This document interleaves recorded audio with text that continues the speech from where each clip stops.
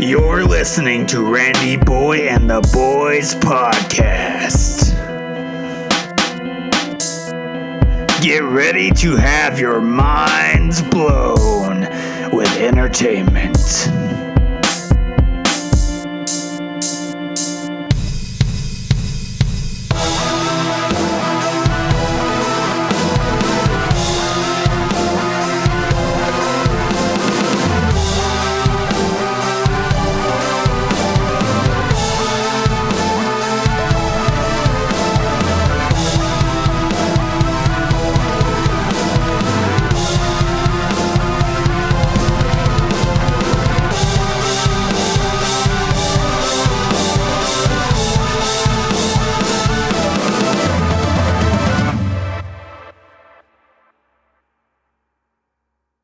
Welcome back to Randy BOI and the Bois podcast. This is your host, Randy BOI. This is a podcast where we like to talk about movies and TV shows that have influenced us in some way, shape, or form, positive or negative. And lately, we ain't been really talking much about no movies or TV shows. We've been more talking about, the other sides of our lives other than movie reviewing. We've been talking about, alien hunting, monster hunting, and today, we are fortunate to have another doctorate in monsterology. We had Dr. DOBIUS. He's a doctor in monsterology, and today we have another one, and that guy, and his name is Dr. DOBIUS.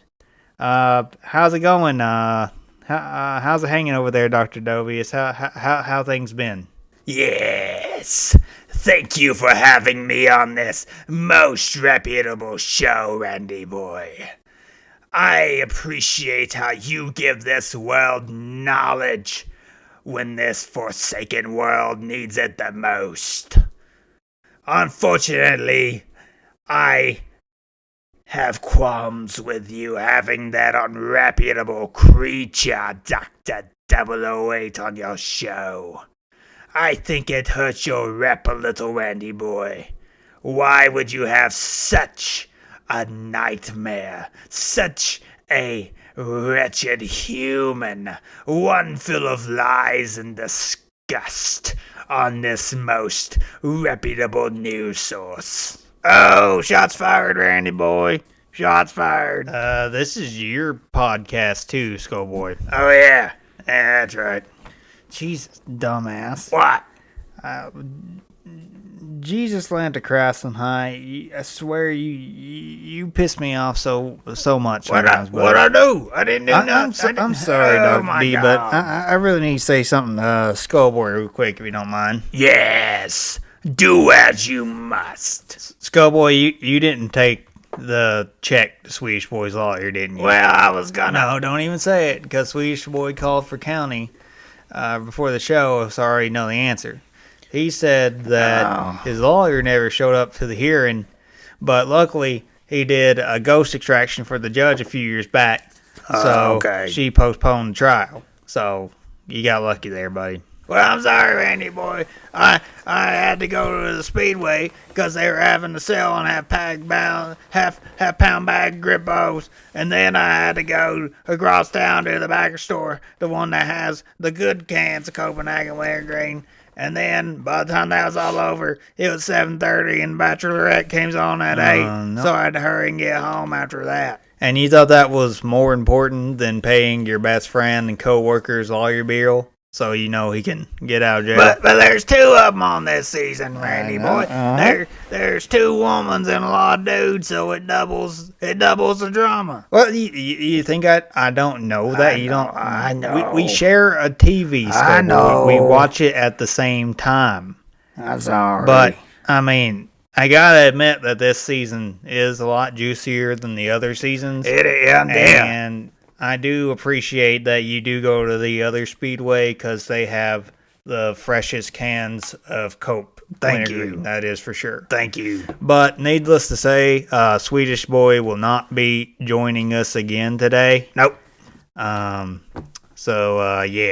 What is this Cope Wintergreen that you speak of? It's this. Let me pack it. You're gonna love it. It's really good. All right, Okay. you open it up. Get a pinch between your thumb and the finger. These. Now put it in the corner of your mouth, like where on your gums, Like this. like back towards your molar teeth. I think Right that's what right they around call it. here. Yeah, like that. It tastes like candy that makes your head buzz. Yeah, that's pretty much it. That's why it's awesome. Yeah, that's Copenhagen wintergreen for you. Yep. It's the best stuff in the world, let me tell you. Well, I guess Dr. D, I guess we should get this show on the road, and let's let us get to know you a little bit. I hate to interrupt, but I came on this show to talk about one thing in particular. All right. The little small talk bits and tidbits about myself mean nothing and have little importance to what I really need to say. All right, man. That's cool. You know, yes. I'm getting sick of these goddamn doctors Skullboy? coming on this show and making us feel like idiots. Skullboy, come on, man. No offense, man. None taking, you numbskull knuckle dragger. Buddy, I'll fit you. I swear, I'll fit you right here. I don't even care if you went to school. Skullboy, calm down. No, but Randy, he's talking. I don't care. Calm down, man. But He's a guest on our show, and we gotta show him respect. Whatever. Sorry, Doctor. What do you need to talk Sorry, about? Dr. So important. Dumbass. Well, first let me say I would like for you and your friend to let me finish my thoughts before bringing any commentary to it. All right. I will let you know when I am done speaking. What an asshole. Got it? Yeah, man. Sounds fine to me. Listeners of Randy Reviews, open your ears, for these words will be the most important words your pea-sized minds will ever begin to process. To start, I should say I never will and never have condoned the public use of witchcraft and wizardry. I do believe back in the days of Salem that there was too much hysteria. This hysteria led to many false accusations. It led to many false executions of non-actual dark art users. But I do believe that this led to the biggest crime in humanity, the ending of witch hunts. This would be a major mistake for mankind, for reasons I'm about to get into. The only positive is the books, the scrolls the devils used to scribe their spells, their potions, started to become massively produced and distributed to bookstores around the world, giving access to the public. You may be thinking that I may have lost my mind, saying that the abominations breaking into the mainstream is a positive outcome. The world's leniency is very much misguided, yes. But the covens had no idea that the infiltration on the masses would have one major design flaw. A hole in the Death Star, if you will. They gave away all their magic and dark secrets to people like me. Randy, I remember when you wrote me asking if there was any way to remain holy and use the dark arts at the same time. If you could use a Ouija board and spirits to contact the Lord or Adele, and it would be justified to be used for the most holy of reasons. You may speak and answer the question. I mean, yeah, I remember that. I mean, first of all, it wasn't that long ago, and second of all, I documented all of it and put it on YouTube. Well, this question led me to the realization that using it in a weapon to defeat unholy monsters is very much justified. A lot of the most holy men in the universe did anything imaginable to spread their cause and agenda. and those men became saints. Why would this be any different for me? It wouldn't, and that's a fact. So I began going to every Barnes and Nobles within a 20-mile radius of my house, and started to buy every wicked ancient text that I could find. Again, I find this practice of selling witchcraft at a regular store to be absurd. To me, this is like if 7-Eleven sold WMDs. The power and destruction is the same and in the wrong hands. I began to learn their powers, perfect them in the name of holiness, in the name of justice.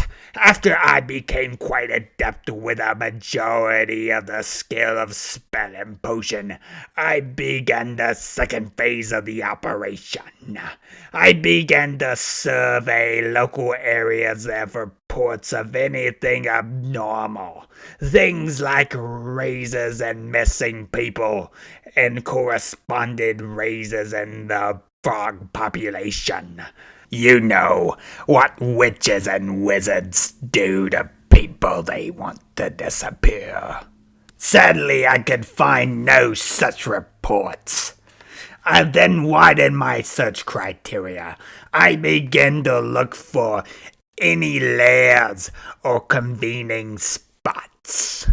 I also began putting out feelers, saying that I was looking for like-minded individuals to do spells and stuff with. This actually leads me to the action of this story. My recent tactics led me to a small comic book store next to a food city. I cased that wretched lair for weeks.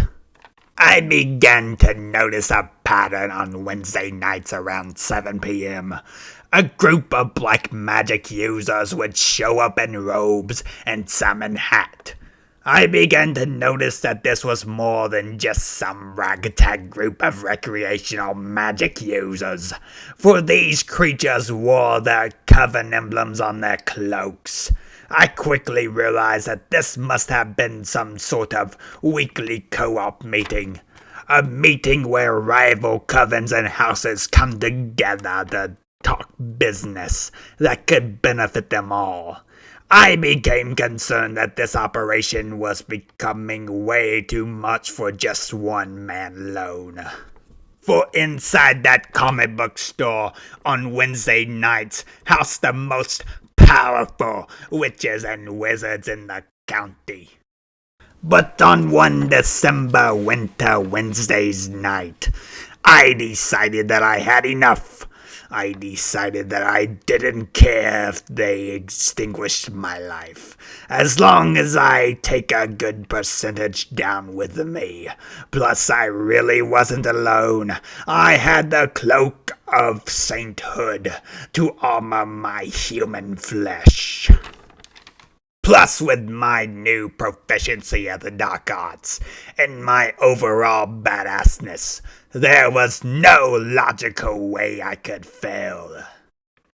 I take one last breath in the warmth-heated front seat of my vehicle.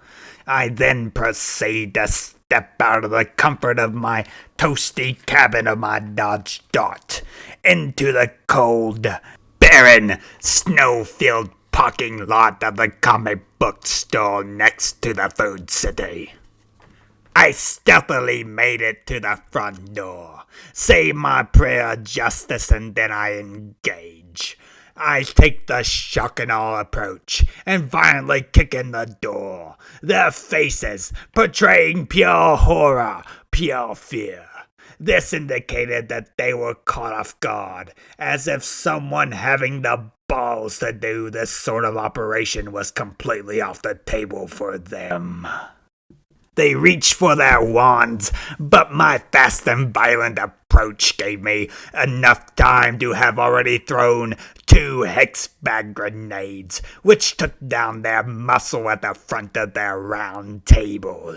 I quickly took cover behind the cash register table as they regained their functionality and began casting spells in my direction. I became under bombardment. My strength did not waver, not even for a second. I knew I had to keep moving or I was a dead man, so I lit 2 more hex grenades and tossed them over the counter. I heard and felt a couple of thumps, so I knew I got a couple. I recalled 10 bodies entering the store tonight, and I thought I had already taken out half without a scratch. I used the chaos from the hex bag grenades to move position. I decided that this was the time to cast my spell of temporary invisibility. I spent months working on this spell, only for it to fail me when it was needed most. I was fucked, a sitting duck, a chicken in a coop, waiting to be plucked. But I remembered a spell of fire I swore to only use if my life was in immediate danger. Never in my wildest dreams did I expect to have to use this spell. Fuck it. It must be done. I flung a card table onto its side and vaulted over it. I hastily began to pour the ingredients from my bag to perform the spell. The spell calls for a bottle combined with the liquid of the weak or the liquid of the corrupt. So I combined the two in the bottle. The spell then asked for the purifying of the 2 liquids, so I used a rag as a wick and started the purifying process. Finally, the spell asked for the command of the tongue and the thrust of the mighty. I raised above the table and saw the eyes of the devils who wished to rid me, still casting spells in my direction. I yelled the magic command, which was, "May the power of the flame compel you," and with the strength of 1,000 saints of yore, I heaved a container of last breath and flame, bringing this heated battle to an end. The layer of treachery began to fill with smoke as the flame began to devour the wickedness that lay within it. I decide my deed here is done. Grab some documents our poor misguided fools brought with them and bolted before the flame could get to me.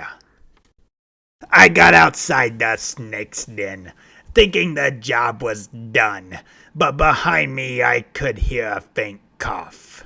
And out of the newly formed rubble lay a surviving warlock. I can tell he is weakened and has lost his will to fight.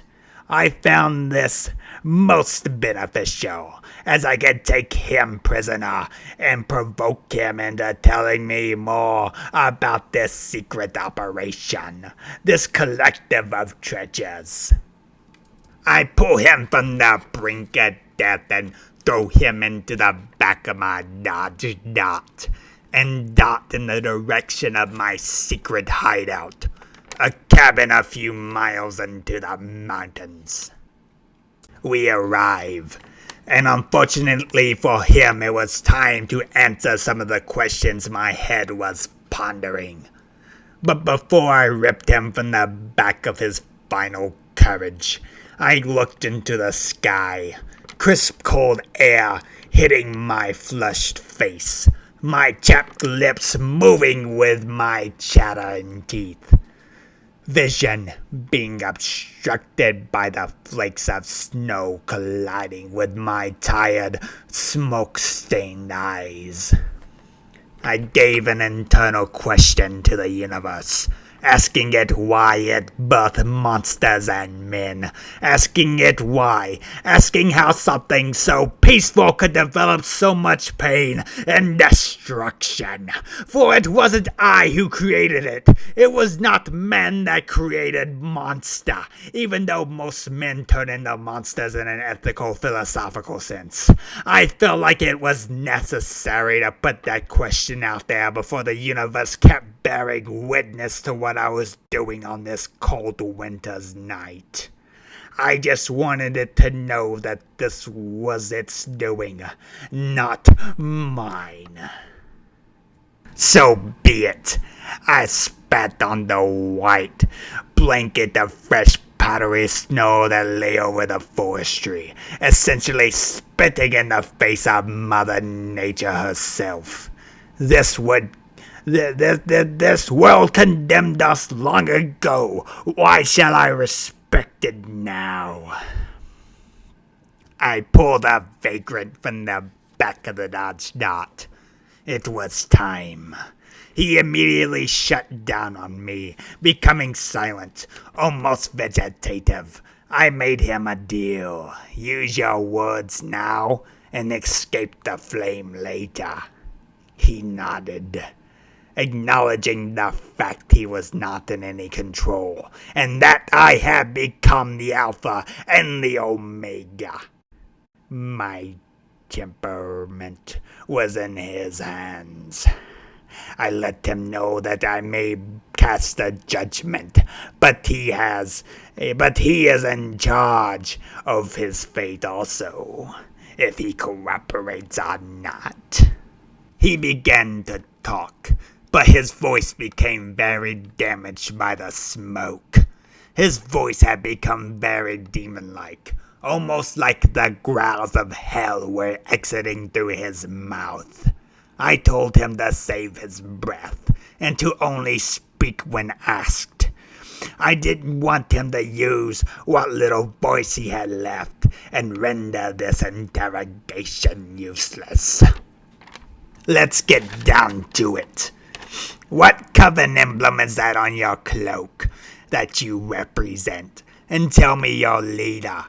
He began to explain that they are all followers of the one they call Potter. He seems to be some sort of Dark Lord child prodigy that survived a hit on his household stemming from a gang dispute when he was only a mere infant. The attacker took out the child's parents before fleeing the scene.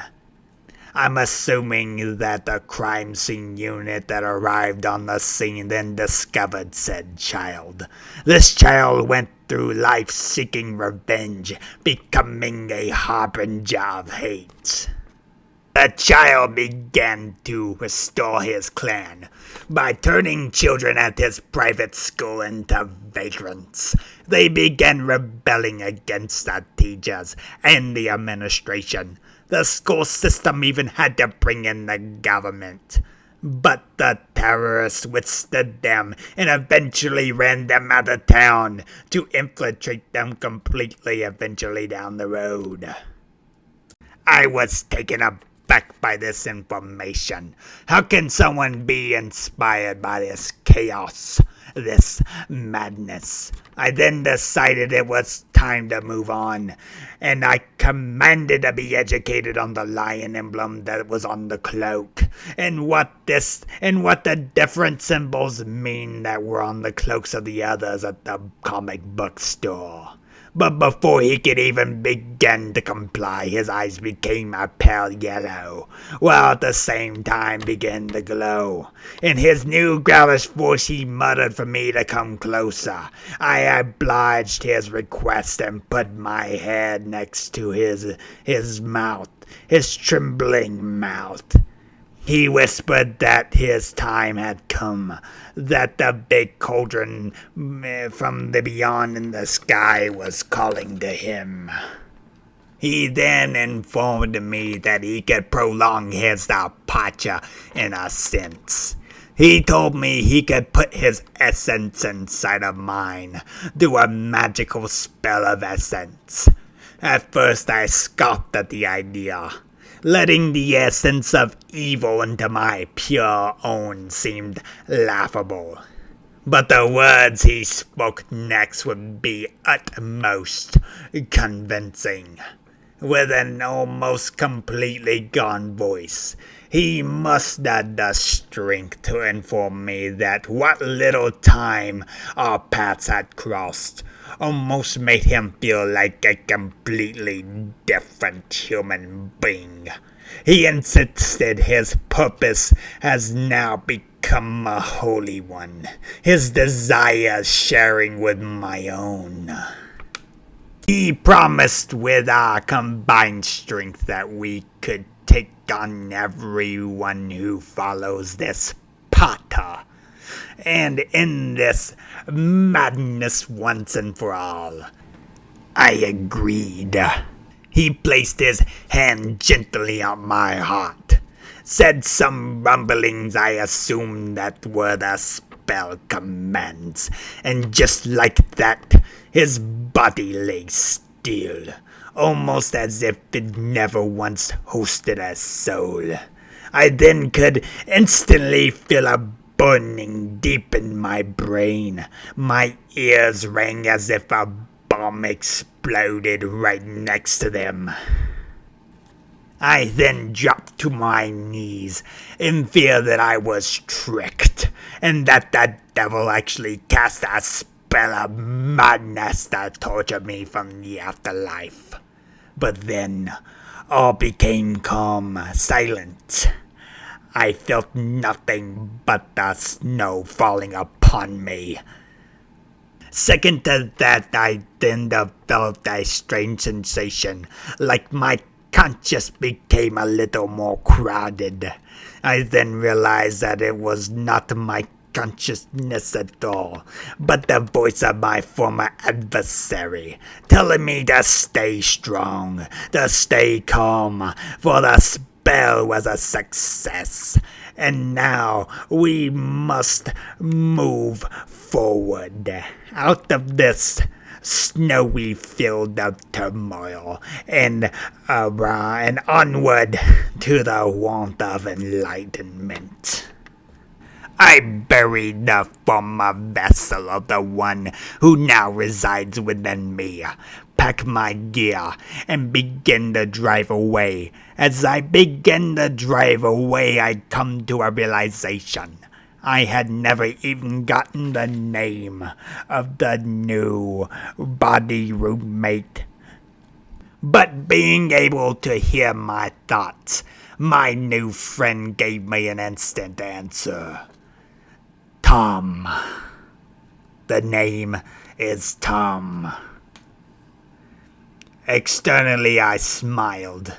Internally, I pondered the question. Well, Tom, where to next? That was just last week. So now Tom and I are here on your most reputable podcast to spread the word of demolishing evil, finding this Potter and destroying him for good. You are now free to speak your minds. You can turn your mics back on. Man, I don't know who has the wilder story. Like, yeah. Dr. 008 said some crazy shit. Yeah, man. Man, you said some crazy shit. So, Skullboy, what do you think? I mean, it sounds like to me that it's someone's trolling you, because that sounds awful lot like a movie that I've seen one time. Yeah. I don't know if that's. I mean, I know that we've battled witches and warlocks before. Yeah, man, all the time. You know, but I mean, the leader guy's name, man, that sounds a little too fishy. He might be being trolled, man. Yeah, I think, I believe you, because I remember hearing, from other hunters. Yeah, I heard the same thing. Stuff that you did get in a confrontation with a bunch of witches and wizards, but right, yeah. I think someone might be lying to you. I think whoever you fused with, I think they might be telling you a story, man. I don't know. Because that leader's name does sound fishy. Yeah, it does sound fishy to me. Yeah, man. I think we could get together with because Dr. 008, we've known him for a while. We've not known you for that long. And so we known him for a while. I think we should get together and have a discussion about it. Yeah, man, I agree with Skullboy. I think cool. Yeah, awesome. I think we should get I mean, if there's a dude named Potter out there that's running witches and warlocks, man, we gotta take him out. Yeah, man, for That's sure. just plain and simple. Yeah. But man, I don't know. We need to get up with Duck 008. I agree. I refuse to meet with that hack. If you bring him onto this show, I will dismantle him piece by piece. He will not be able to withstand my bombardment of knowledge. He is not the man you think he is. He is a hack if I've ever seen one. Bring him to the show. Let us debate. Let me prove my worth and prove his nothingness. Damn, Randy boy, it looks like we got us here a challenge, buddy. Yeah. I mean, I just texted him, and he's all good with the debate. So, I guess we're gonna call it a day because I think we're gonna get Dr. 008 over here, and we're gonna record us a debate. Sound good to you, Boy? Yeah, it sounds good to me. All right, everybody, I'm gonna sign this off because Randy always gets two and I get jealous. Bye, everybody.